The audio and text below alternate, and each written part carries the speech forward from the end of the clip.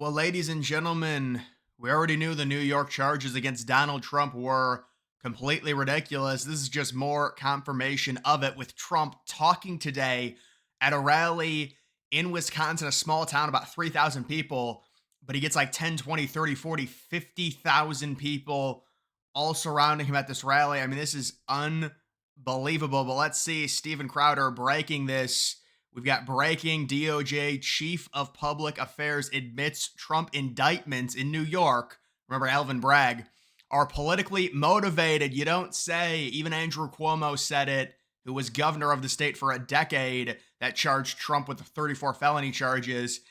This is totally illegal what they've done to Trump. He's a president and they're treating him like this. And there is just instance after instance after instance. And this New York case is the worst. It's one of the worst ones because it's terrible. Perversion of justice reveals lawfare involved in making former president a convicted felon backfired on Democrats. And remember, that goes to their coward acts of yesterday, where they were like, oh, we have to postpone this. It's going to get postponed until after the election. And they're like, well, because we don't want people to, judge possibly, what's going to happen to Trump until after the election. They're really doing it because it's backfired on them completely. They really don't call Trump a felon anymore, because when they do, it just reminds independent voters of how they've stacked the courts against Trump and how they've rigged them.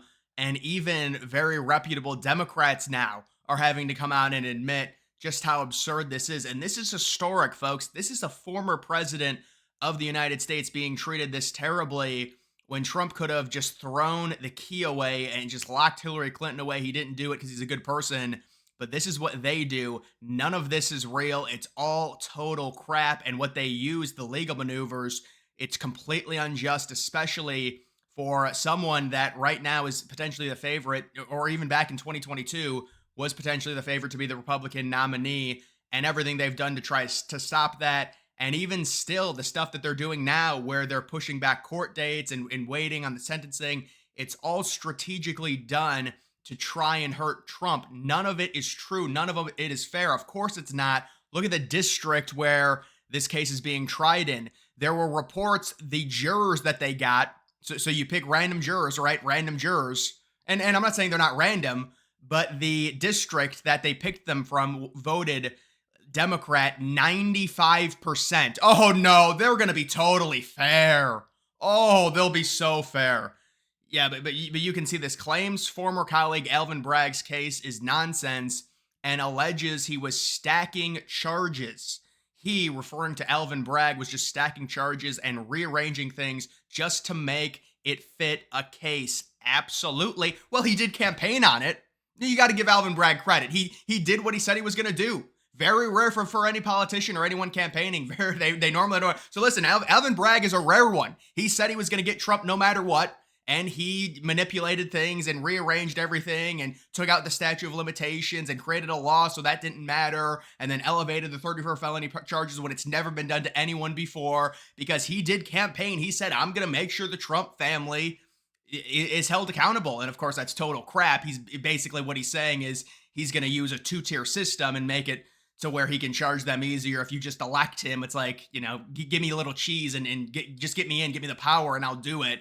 And I'll go after Trump and get him, even if it is erroneous, even if it is a square peg into a round hole. Stacking charges, stacking and rearranging things just to make it fit. And again, you're trying to fit a square peg into a round hole to get these felony charges against Trump because he hates Trump. This is all so ridiculous. This is not, courts are not supposed to be this biased. They're not supposed to be biased at all. But it's like, it's normal because it's Trump and they think they can get away with it. And you've got dumb liberals who support this. And they say, I haven't even heard liberals say that this case was fair. I'll be honest. Liberals have even admitted, they say, all right, this is ridiculous. They're like, this is a little bit too far now. We can't defend Alvin Bragg. There's just no way.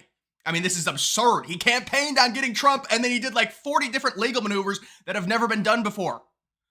But no, it's totally fair.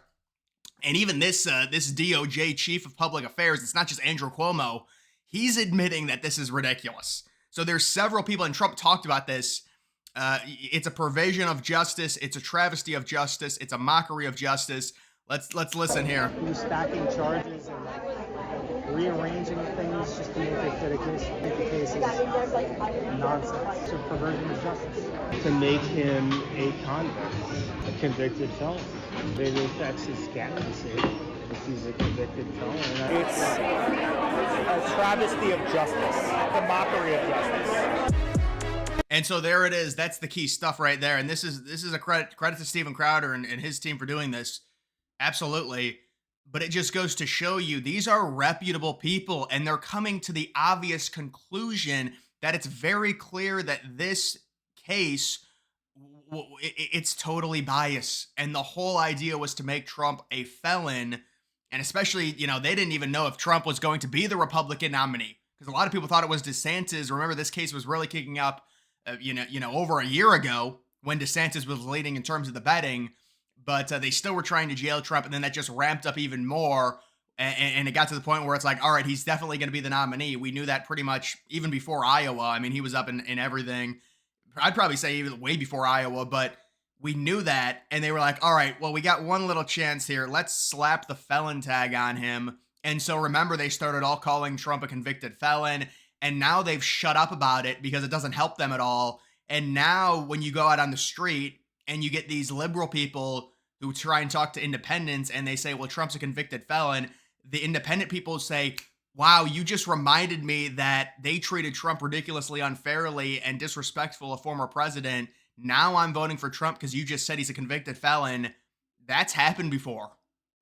And so that's why many of these liberals have been told to shut up about it because it doesn't help. And they push back there. And some liberals were angry that they pushed back Trump's court date. Of course they did. It backfired completely on them. What they're hoping now is they're hoping that Harris can win.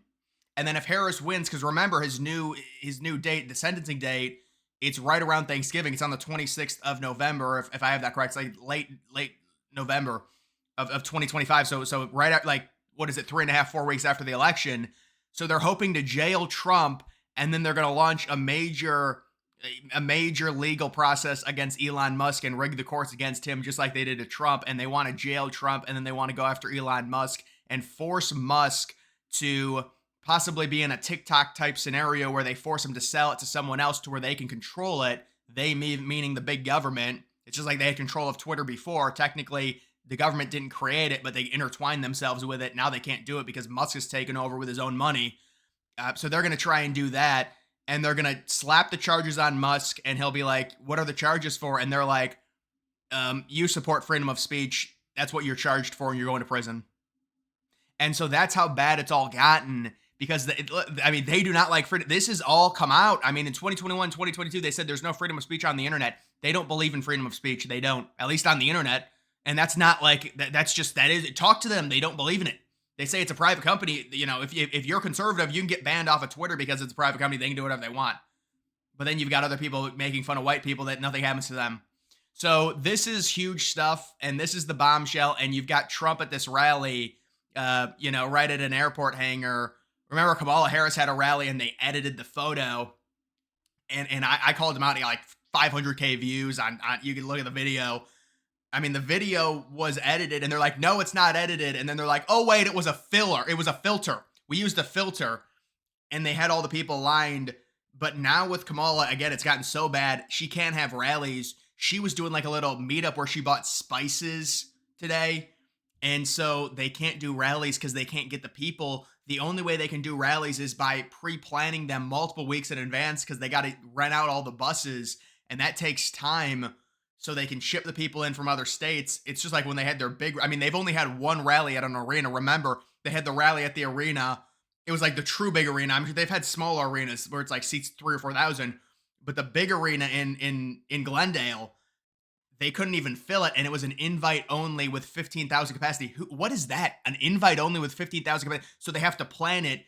They're probably already planning. I mean, they need like Taylor Swift. They need Taylor Swift or Beyonce if they want to do something towards the end in October. They're going to need huge people, because when you're having to bus people in from 5, 10, 20, 30, 40 hours away, and they're on these massively long bus trips, you're busing them in across multiple states, from Massachusetts to New Hampshire.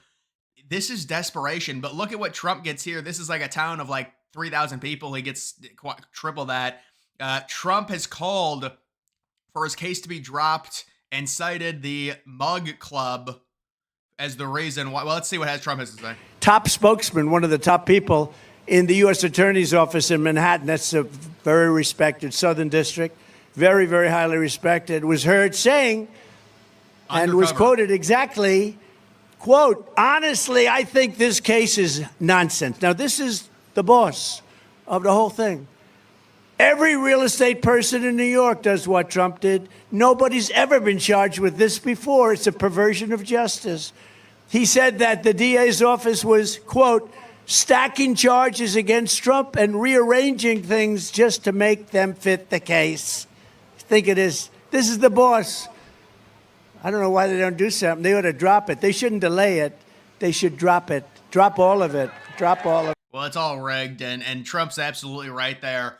The key stuff is anyone else who does it gets away with it, but with Trump, he can't. And this is why it's so absurd. Trump's the first felon to be president, which is, or like a previous president. You really think that what Trump did in this case is the worst thing a president's ever done? It probably falls at like maybe the 807th worst thing.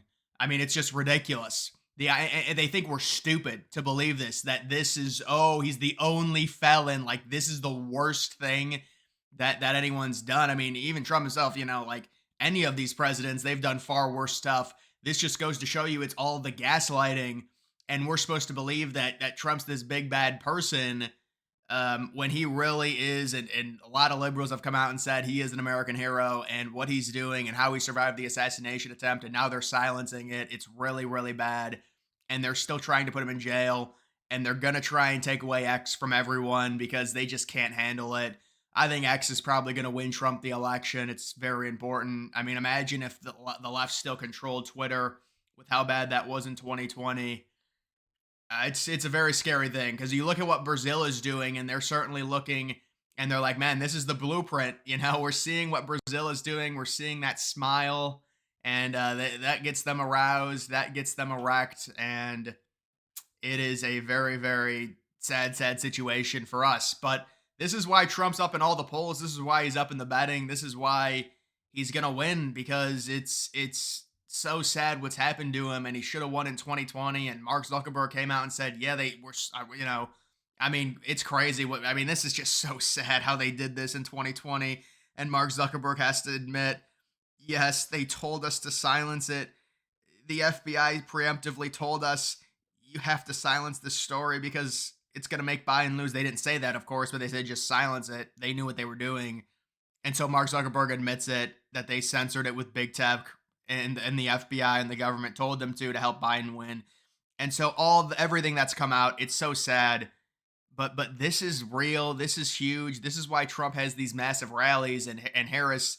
I mean, this is day and night. It's pathetic. They have no leg to stand on. She cannot draw people for a rally. She can't do it. This is ridiculous. I mean, I guess you could say Biden couldn't draw people either, but at least he had the pandemic excuse. And now they don't have that. But they're still doing it because she won't do an interview now either. She won't do interviews. She doesn't have anything on her campaign website.